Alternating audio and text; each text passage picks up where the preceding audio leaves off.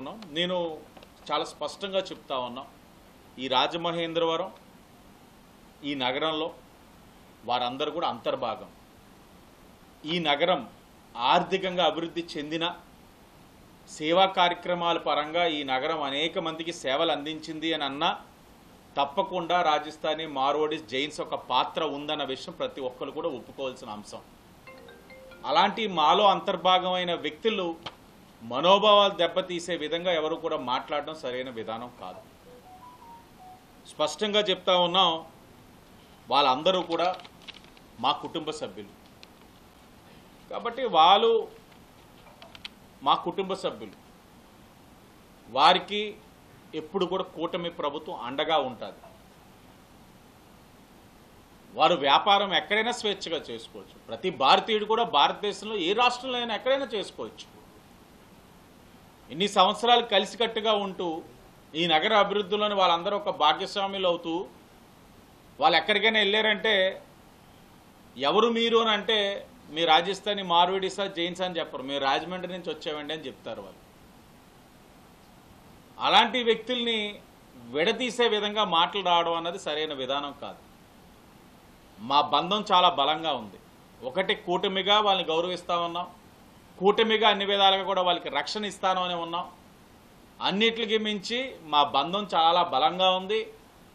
ఈ బంధాన్ని భంగం కలిగించే విధంగా ఏదొచ్చినా కూడా కూటమి ప్రభుత్వం కఠినంగా చర్యలు తీసుకుంటారు. స్పష్టమైన హామీ ఇస్తా ఉన్నా, నా రాజస్థానీ, మార్వాడీస్ కానీ, జైన్స్ కానీ ఏగనేది వాళ్ళ మీద వాళ్ళనివ్వము.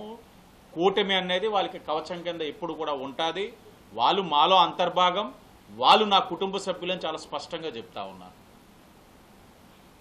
అలాగే చెప్పేస్తే సరిపోదు, వాళ్ళ నుంచి కూడా రాజకీయంగా ఎదగవలసిన అవసరం ఉంది, అవకాశాలు ఇవ్వాల్సిన అవసరం ఉంది.